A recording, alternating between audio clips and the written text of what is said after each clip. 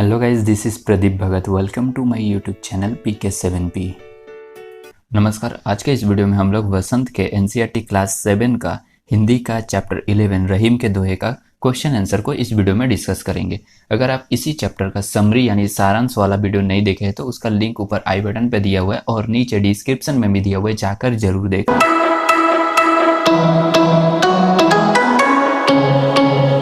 पहला क्वेश्चन है, पाठ में दिए गए दोहों की पंक्ति कथन है और कोई कथन को प्रमाणित करने वाला उदाहरण। इन दोनों प्रकार की पंक्तियों को पहचान कर अलग अलग लिखे। यानी ऐसा कोई पंक्ति को लिखना है कि जो कि कथन है और ऐसा कोई कथन जिसको प्रमाणित करने वाला कोई पंक्ति हो, उसको हम लोग को अलग अलग करके लिखना है। आइए जानते हैं। उदाहरण वाले दोहे जैसे, तरवर फल नहीं खात है सरवर पियत न पान, कही रहीम पर कज हित संपत्ति संचही सुजान। अगर आपको यह वीडियो क्लियर नहीं दिखाई दे रहा है तो आप अपने वीडियो क्वालिटी को ऑटो मोड से 480 पिक्सल में कर लीजिए। ये जो दोहा है ये उदाहरण वाले हैं, मतलब ये एक एग्जाम्पल को दिखाकर किसी को एग्जाम्पल बनाकर ये दोहा बनाया गया है। ये कथन वाले नहीं है, मतलब ये कथन नहीं है, ये उपदेश नहीं है, ये किसी को एग्जाम्पल में लेकर किया गया। आइए नेक्स्ट जानते हैं। थोथे बादर क्वार के ज्यों रहीम घघरात, धनी पुरुष निर्धन भय करे पाचली बात, धरती की सी रीत है शीत घाम औ में, जैसी परे सो सही रहे त्यों रहीम या दे। ये जो था ये उदाहरण वाला दोहे था, याद रखिएगा, ये उदाहरण वाला दोहे है। अब जो बात करेंगे वो कथन वाले दोहे, यानी इसमें उपदेश निकल कर आता है जिसे हम लोग कथन वाले दोहे कहते हैं। आइए जानते हैं। और हाँ गाइस, आगे बढ़ने से पहले जरा इस वीडियो को लाइक कीजिए, चैनल को सब्सक्राइब कीजिए और नोटिफिकेशन बेल को ऑन कर लीजिए ताकि आगे आने वाली वीडियोस का भी लुत्फ उठाते रहें। यानी जिस तरह से क्वेश्चन में आप लोगों को क्या कहा गया था कि जो दोहे उदाहरण वाले हैं उनको अलग करना है कविता से, और जो दोहे कथन वाले हैं उनको अलग अलग लिखना है। तो ये कथन वाले दोहे को हम लोग जानेंगे। जाल परे जल जात वही, तजी मीनन को मोह, रहीमन मछरी नीर को तऊ न छाड़ती छोह, कही रहीम संपत्ति सगे बनत बहु बहुरीत, विपत्ति कसौटी जे कसे तेई सांचे मीत। और इस दोहे का अगर आप लोग अर्थ को जानना चाहते हैं, इसका मीनिंग और भावार्थ को समझना चाहते हैं तो उसका वीडियो का लिंक मैंने ऊपर आई बटन पे दे रखा है, जाकर जरूर चेक कर ले। नेक्स्ट क्वेश्चन है, रहीम ने क्वार के मास में गरजने वाले बादलों की तुलना ऐसे निर्धन व्यक्तियों से की है जो पहले कभी धनी थे और बीती बातों को बताकर दूसरों को प्रभावित करना चाहते हैं। दोहे के आधार पर आप सावन के बरसने और गरजने वाले बादलों के विषय में क्या कहना चाहेंगे? देखिए उत्तर है, क्वार के मास में गरजने वाले बादल केवल गरज कर रह जाते हैं। जैसे कि हम पहले ही बताए थे भावार्थ में कि जो गरजते हैं वे बरसते नहीं है और जो बरसते हैं वे गरजते नहीं है, बरसते नहीं है। ठीक उसी प्रकार जो पहले कभी धनी थे और वे अपने बीती बातों को बताकर दूसरों को प्रभावित करना चाहते, वे केवल व्यर्थ में बड़बड़ा कर रह जाते। यानी बहुत ही फेंकते हैं, जिसको बोलते हैं डिंगे मारना, बहुत ही फेंकना। अरे मैं जो शूज पहना हूं ना, वो जानता है क्या चीज का शूज है? वो बाटा का शूज है। मैंने उसको, मेरे मामा ने उसे स्विट्जरलैंड से भेजा है, इसका भी इंडिया में दाम है 12,000 रुपये। और मेरे पास जो ये आईफोन है ना, मेरे पिताजी ने मुझे अमेरिका से भेजा है और इसका इंडिया में प्राइस है 1,20,000 रुपया। तो इस तरह से बहुत सारे आदमी, मैं ये ब्रांड का पहना हूँ, मुझे ये ब्रांड्स मैं पहनता हूँ, तो इस तरह से बहुत सारे फेंकने वाले आदमी आपको मिल जाएंगे। इसलिए कवि ने क्वार के मास में गरजने वाले बादलों की तुलना ऐसे निर्धन व्यक्तियों से की है जो व्यर्थ में संपन्न होने का दिखावा करते हैं, जबकि सावन के बादल गरजने के साथ साथ बरसते भी है और लोगों को तृप्त करते हैं।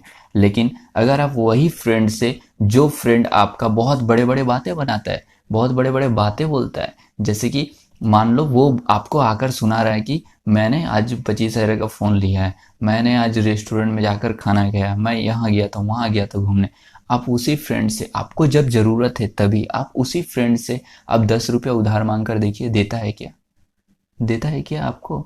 आप मांग कर देखिए, एक बार ट्राई करके देखिए, तभी आपको पता चल जाएगा कि ये व्यक्ति लोग बड़े बड़े बातें बना नहीं सकते लेकिन 10 रुपया किसी का हेल्प नहीं कर सकते। सोचने वाला बात है। मतलब ये ऐसे डींगे मारने वाले लोग होते हैं, लेकिन जो असली व्यक्ति होंगे वे आपको 10 के आपको 20 दे देंगे।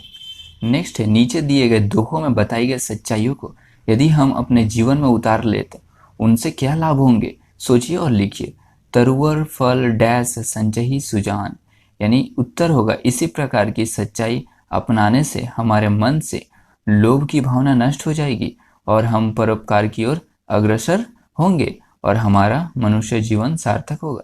यानी जिस तरह से तरुवर यानी पेड़ अपने फल नहीं खाते हैं और सज्जन व्यक्ति जिस तरह से अपने लिए धन इकट्ठा नहीं करते, उसी तरह से हम लोग अपने मन से जो लोभ की भावना है उसे अगर त्याग कर देंगे और लोगों की भलाई के लिए परोपकार की ओर आगे बढ़ेंगे, तभी जाकर यह मानव जीवन, जो कि ऐसा कहा जाता है कि मानव जीवन 84 लाख योनियों में से एक मानव जीवन भी है और ये मानव जीवन बहुत ही खुशकिस्मत वालों को मिलती है, जो कि आप और मैं हैं। जो भी हो, तो जब तब भी जाकर आपका जीवन सार्थक होगा। कब? जब आप इस जीवन को दूसरों के भलाई के काम में लगाएंगे, चाहे वो किसी भी रास्ते से हो सकता है।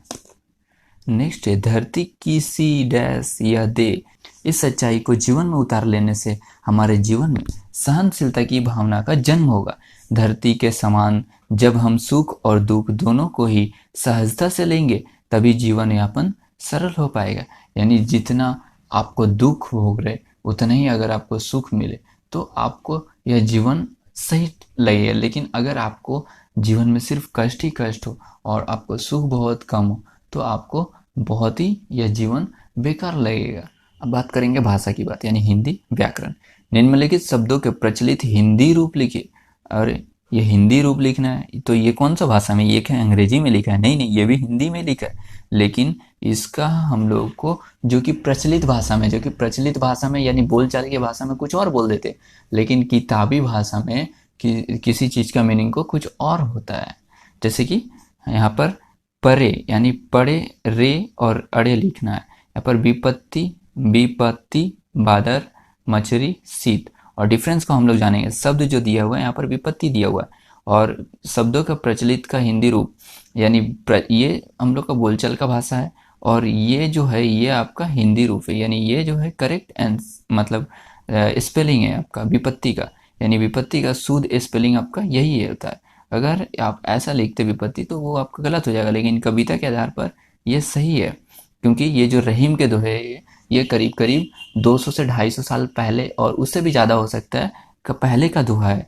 मछली का हम लोग जो हिंदी के रूप में है वो मछली बोलते हैं और बादर को बादल बोलते हैं। और ये जो बोलचाल का जो भाषा है, या तो आपका पहले के ज़माने के अनुसार पहले बादर ही बोलते थे, या तो आपका भाषा के अनुरूप भी अलग हो सकता है कुछ स्पेलिंग। शीत को हम लोग ये तालबे शाह वाला शीत बोलेंगे। बनत बहुत बहुरीत जाल परे जल जात वही। उपयुक्त उदाहरणों की पंक्ति में ब का प्रयोग कई बार किया गया है और दूसरी में ज का प्रयोग कई बार किया गया। इसी प्रकार बार बार एक ध्वनि के आने से भाषा की सुंदरता बढ़ जाती है। वाक्य रचना की इस विशेषता के अन्य उदाहरणों में खोजकर लिखे। यानी इसी तरह से आपको अलग अलग वाक्य ढूंढकर लिखना है। जैसे कि संपत्ति संचयी सुजान, एक्चुअली में ये जो होता है ये शब्द जो है ये अलंकार है, लेकिन आप लोग अभी क्लास 7 में हैं और आप लोग का सब्जेक्ट में यानी सिलेबस में अलंकार नहीं है, इसलिए यहाँ पर आप लोग को ग्रामर में अलंकार नहीं दिया गया। लेकिन ये अनुप्रास अलंकार है, यानी जब किसी वर्ड में एक ही वर्ड बार बार आए, यानी स तीनों में स आ रहा, तो ये अनुप्रास अलंकार होता है। और कवि रहीमदास जी ने अलंकार का इस्तेमाल भरपूर तरीके से इस कविता में किया है, लेकिन आप लोग का सिलेबस में नहीं होने की वजह से यहाँ पर अलंकार को हम लोग साइड हटा दिए। अगर आप लोग 9 में जाइएगा तो वहाँ पे आप लोग को कबीरदास की दोहे और बहुत सारे कवि का दोहे मिलेंगे जिनमें अलंकार का भरपूर इस्तेमाल किया गया है, और यहाँ पर आप लोग को ग्रामर में इस तरीके से अलंकार का क्वेश्चन आएगा। लेकिन आप लोगों को कोई टेंशन लेना नहीं है, क्योंकि आप लोग क्लास 7 में हैं, इसलिए चिल करो। नेक्स्ट है काली लहर कल्पना काली काल कोठरी काली। यहाँ पर सभी में क्या है? क है, एक ही वर्ड आ रहा, तो ये भी अनुप्रास अलंकार होता है। चारू चंद्र की चंचल किरणें, और यहाँ पर भी सभी में च आ रहा है, ये भी अनुप्रास अलंकार है। यानी यहाँ पर जो दिया गया है सभी क्या है? अनुप्रास अलंकार है, लेकिन आप लोगों का सिलेबस में नहीं होने की वजह से यह अलंकार वगैरह का क्वेश्चन नहीं दिया गया। ठीक है, अगले वीडियो में हम लोग कंचा के सारांश और उसका क्वेश्चन आंसर को जानेंगे। आई होप गाइस आप लोगों को यह वीडियो हेल्पफुल लगी। फिर भी आपको कोई डाउट्स है तो आप हमें फेसबुक, इंस्टाग्राम या ट्विटर पे फॉलो करके आप हमारे साथ जुड़ सकते हैं। मैं प्रदीप भगत मिलता हूँ आपसे एक नए वीडियो में एक नए टॉपिक के साथ। तब तक के लिए बाय बाय, टेक केयर, जय हिंद, वंदे मातरम।